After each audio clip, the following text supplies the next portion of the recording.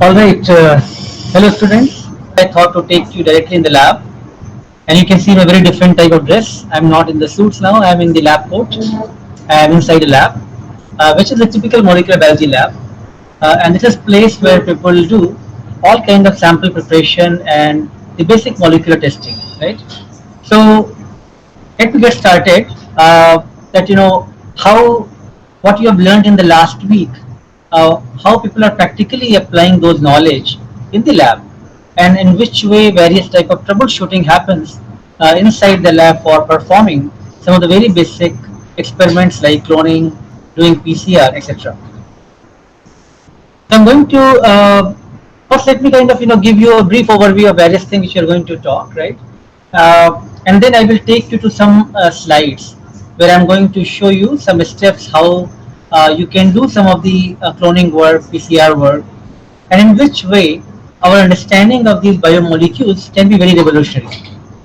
So if you just think about in general what we are trying to teach you, again our intention is not to make you core biologist, right?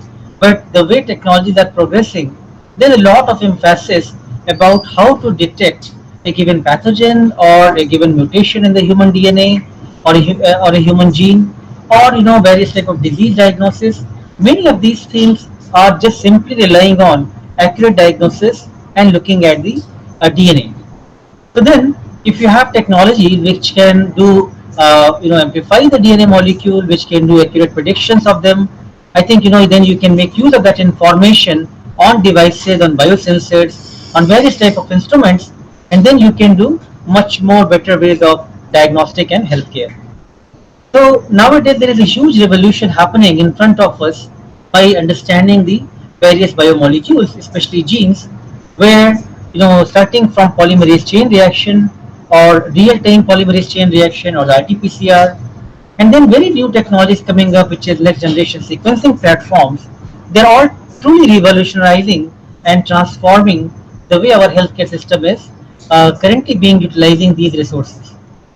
So what we thought to give you a recap of what was learned in the last week video lectures, a brief overview of that, and then I'll show you some steps of how those experiments are actually being done in the lab, and then I will talk to you about certain troubleshooting steps which one could do in the lab.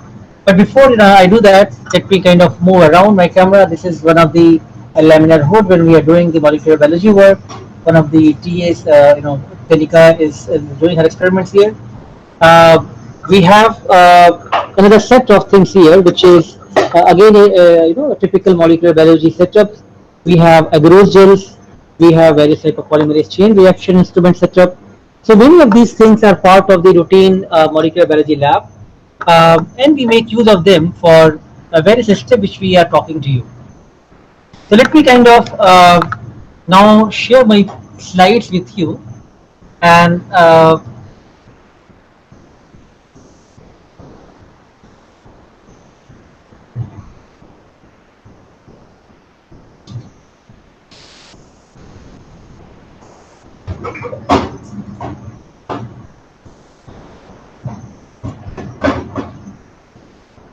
all right, so I hope you can now see my slides, right? So now I'll give you first of all again a recap of process of gene cloning. In this case, what is shown to you is a vector and now a gene of interest which you want to move in the vector. So when you are using some restriction enzymes, let's say EcoR1 sites are shown here, then with the enzymes you are cutting those sites and now you are trying to release the insert which you want to move in the vector. So the sticky ends are being created, and now you are adding enzyme like DNA ligase, which hopefully you would have now inserted inside the vector properly in frame, and that results into a recombinant DNA molecule. So this recombinant DNA molecule is having a vector and the gene of your interest which you want to do and want to use for the cloning purpose. So what all things we need for doing this cloning work? You need a plasmid which is vector, which usually have an antibiotic resistance gene which you already know, and that information you can make use later on for subsequent screening purpose. You will have an insert or the gene of interest. You have a restriction enzymes, which you are going to use for digestion of the vector and to release the insert. Then you have the various reagents which are required for making the agarose gel, as well as you want to confirm that your resection digestion has happened properly, and you can see those insert and the vector. Then you need various enzymes like ligases, buffer. You also need the competent cells for performing the transformation experiment. And then you need the plates, LB agar plate with antibiotics. Depending on the what vector map you have used and what antibiotic resistant gene you have, you can select either ampicillin or kanamycin. And then again the PCR reagents which should confirm the positive colonies. So now, after you have done the resection digestion, you run on the gel, right? So you run on the agarose gel in this case, and what you see here, starting from the left to the right side, in the image of agarose gel, you have a standard ladder, which is 1 kilobase per ladder. Then the next well is undigested vector, when you have not done any digestion, and you can see everything is stuck in the top. Now when you are doing the resection digestion, you can see with a single cut vector, now you can see only one band in the next two lanes. And when you have done double digestion, you can see now the exact band which you expected to be cloned, that is on the right side. So this is what, if everything goes well, this is what you want to see in the process of cloning, that how well your digestion has happened for the resection digestion. Now the next slide, where I'm showing you a typical plate which you can obtain from the transformation. So if your transformation has gone well, then you will see a lot of colonies the way it is shown on the plate. If my mouse arrow works, yes. And this one shows the negative control, where you don't see any contaminant colony. So it means you got the true transformants which can be now taken forward, and now you want to test out whether your gene of interest is actually inserted in these colonies. So now you will extract the DNA from each one of these colonies. So of course there are hundreds of colonies, you can't take everything. So you will randomly pick up few colonies, let's say 10, 15 colonies you picked up. And now you've done the DNA extraction from those, you have grown them in the LB agar medium and done the DNA extraction. And now you are doing the PCR with the known primers against which you want to amplify. And then on the right hand side, what is shown on the gel, that some colonies are showing the right size band, but not all the colonies, right? So it means all the transformants have not incorporated the DNA of your interest. So only those colonies. So for example, the well 4 shows there is a good band. So where the 6 and 7, but I'll not pick up 1, 2, 3 or 5 because they did not have the gene of interest. And then again, on the bottom panel, you have the colonies from 9 to 12, which looks very pretty clean, one single band. So these are the kind of colonies which are giving you the positive band, and they can be taken forward for your next experimental part. So many of these things which I showed you looks interesting. Let me now show those in the lab setting. So again, let me interact with you.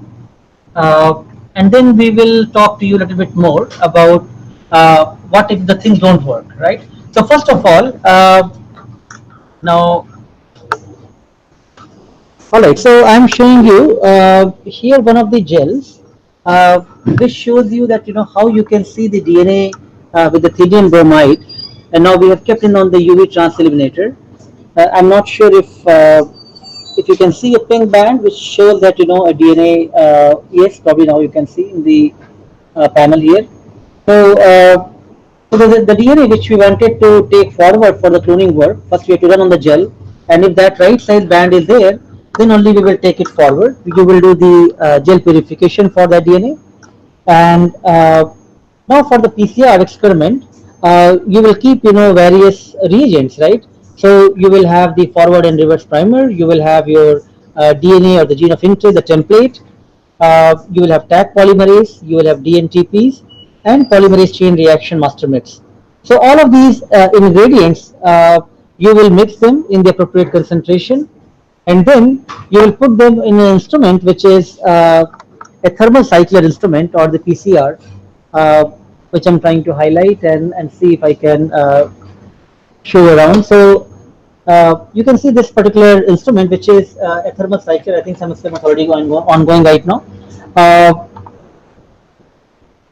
yeah, so it's very simply, once you have made the master mix, you can put the things in the polymerase chain reaction tubes, and then you can put those in this particular thermal cycler, where you are going to use the right temperatures for denaturation and amplification, etc. So while you have done this process, and let's say everything has gone well, then we would like to proceed for testing it out again. So this is again a setup for agarose gel, and now you can see this kind of a pattern. Let me wear the gloves before I take some other step forward.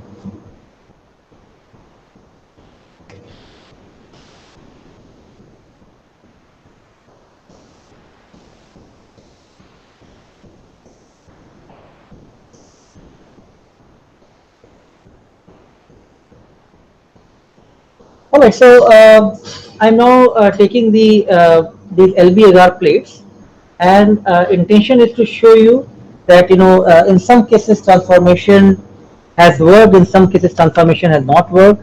Uh, Correct. So some of these looks like contaminant, right? Like although you will see many colonies are there, but there are a lot of things which looks like contaminants.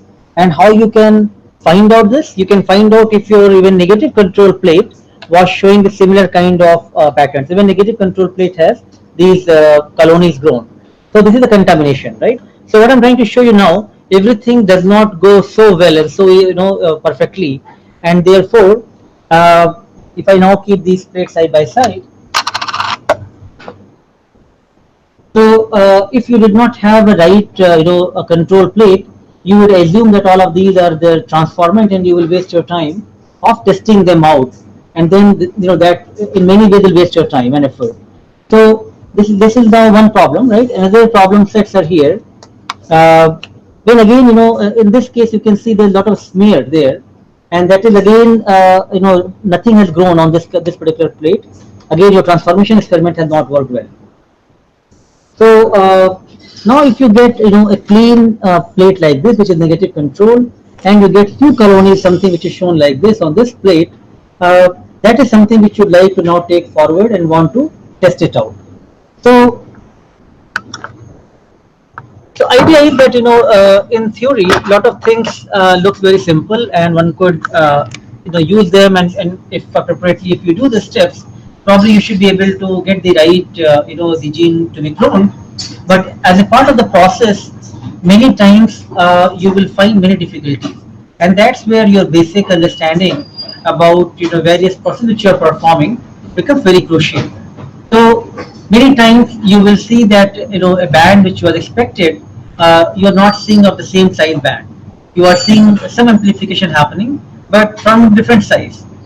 Sometimes you are seeing that my transformation is happening properly, but I'm not able to see my gene of interest after doing the PCR. So many of these things happen. So again, if the process has happened perfectly, probably you will see those band of the right size after doing PCR. But many times things don't work, and things can be failure like this at various levels. So this kind of what my intention here is. Of course, you have gone through the videos, you have seen the lectures, and you know the process. But now in the live lab, can we talk to you about some of the actual problems what one faces in doing these experiments, and in which way you can get a first-hand feel and understanding about how to overcome those problems. So now when you will go back and you will try to again watch the video and read the theoretical aspect of the lectures, then you will realize that many of these things need very appropriate ratios. They need very type of proper controls, and those things has to be part of a given experiment. So now let me continue back to my PPT and talk to you about some more situations where things are not working so well and how to overcome them.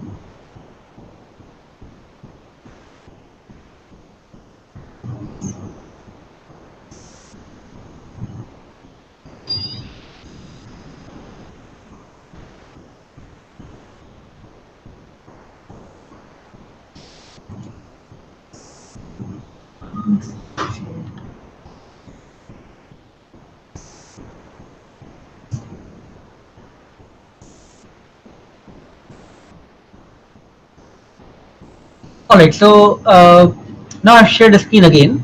Uh, so as I mentioned, there are many possible hurdles which one could see as a part of the these molecular biology experiments.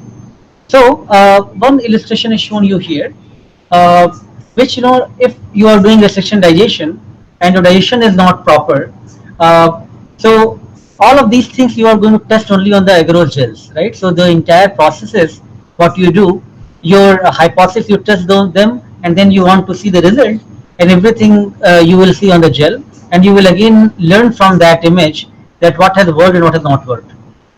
So in this case, let's say a few wells which I'm highlighting here.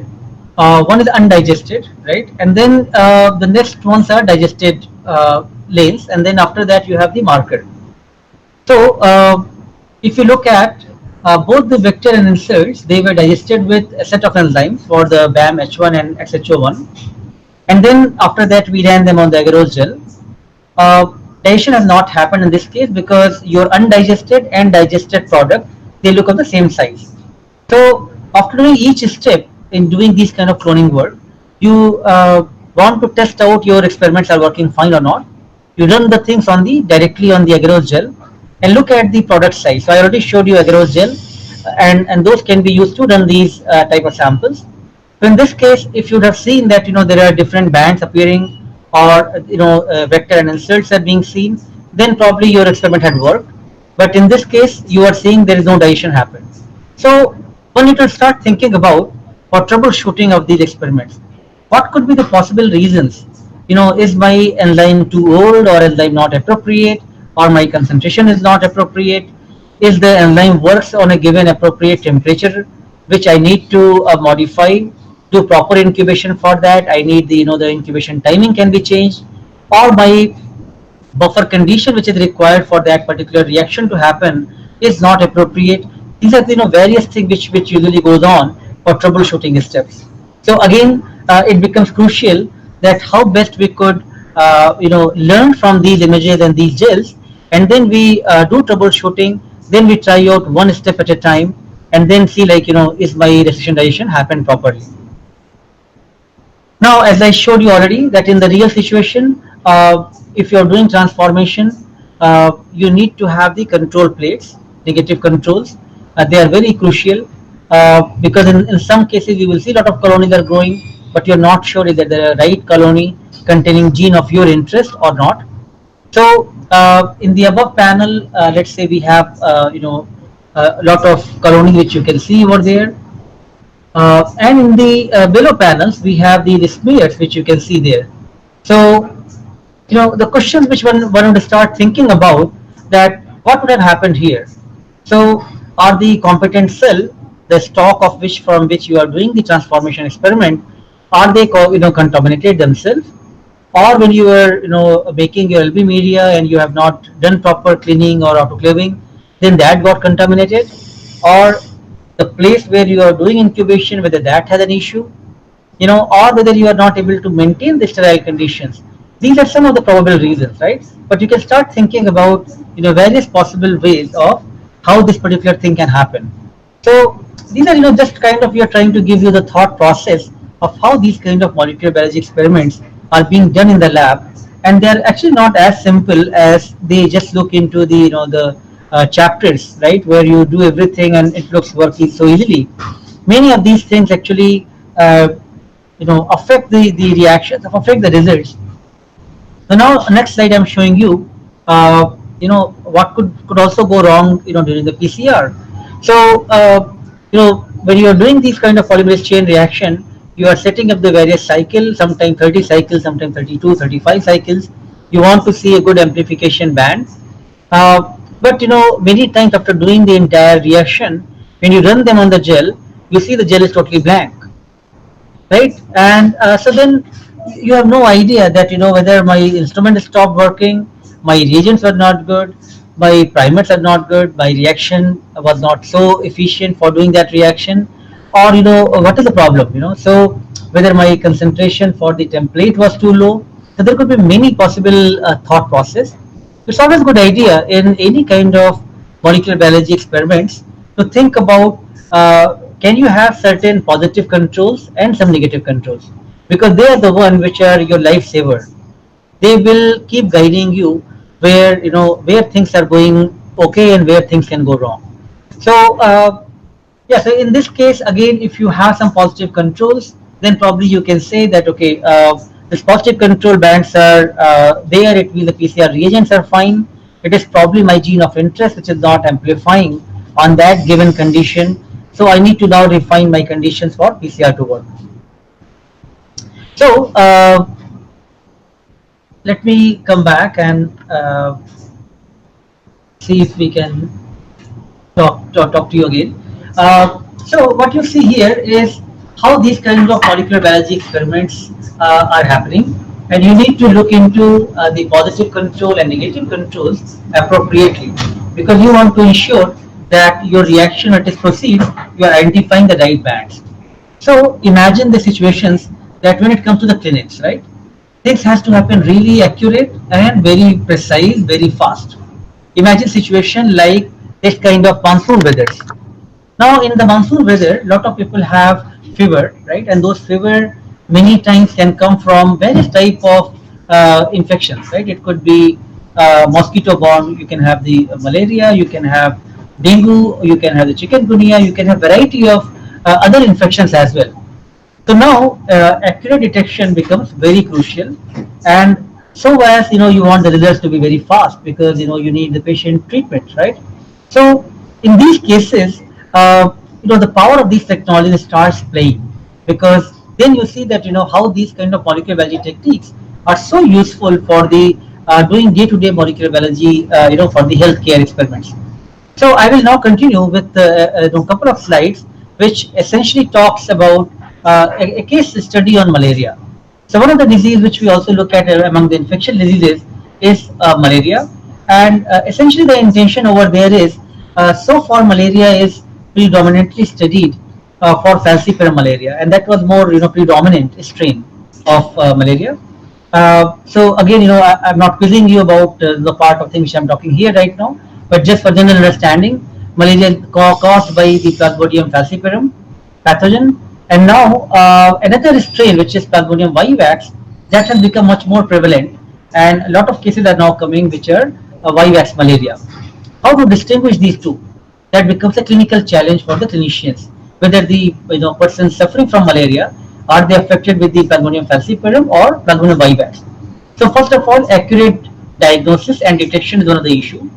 And second thing is, even let's say you have diagnosed now accurately, the person is suffering from this particular infection.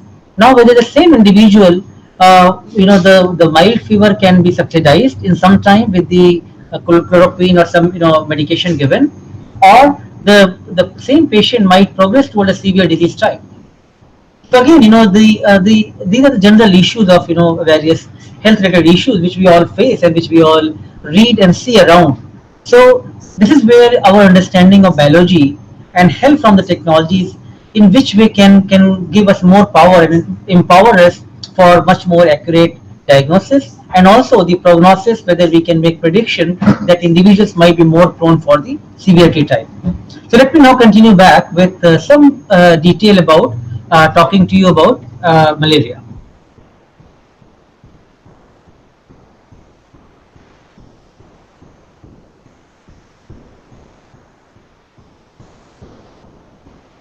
All right. So in clinics, when any individual goes to doctors, when they take their blood, immediately some pathologist will look at under the microscope. They look for these parasites which causes malaria, and if the parasites are seen, as you can see something on the right hand side, uh, if you can see those parasites, then probably you will say, okay, this particular individual is suffering from malaria.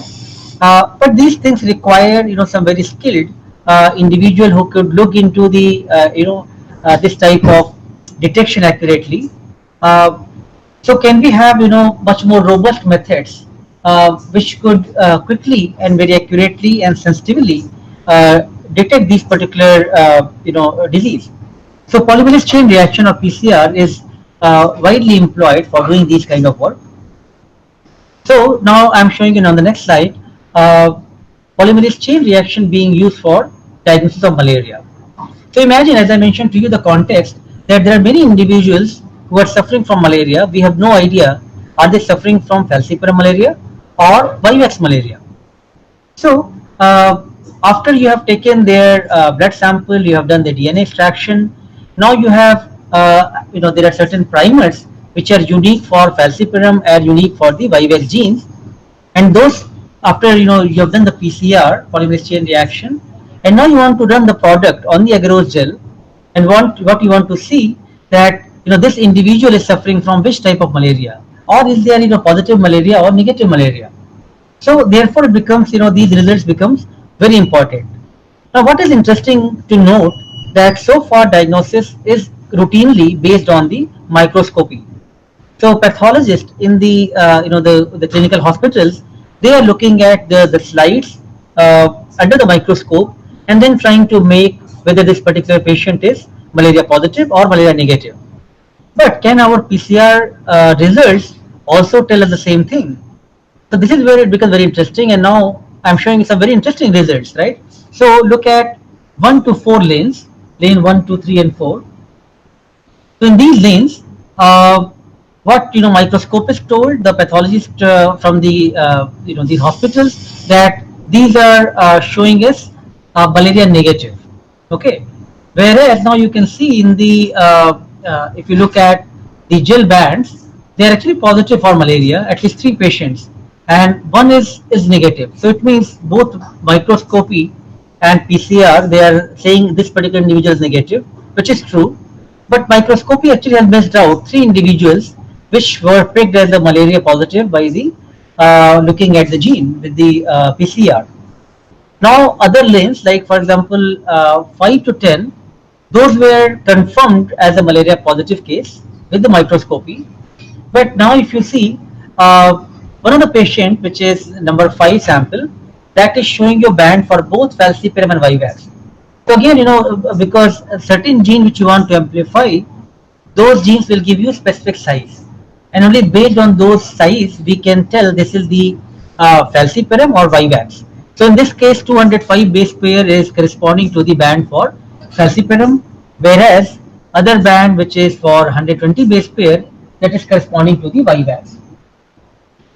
So now if you look at these amplifications, what you can see that patient number 5 is actually mixed infection. It is having both falciparum and vivax, which is now very difficult situation, because you have to treat this individual very differently as compared to the other patients which were not so much having either only falciparum or vivax. So again, what is important to note, that microscopy can sometimes do misdiagnosis, and it is important for us to do accurate diagnosis using PCR. So now then you are much more confident that what type of therapy should be given to these individuals.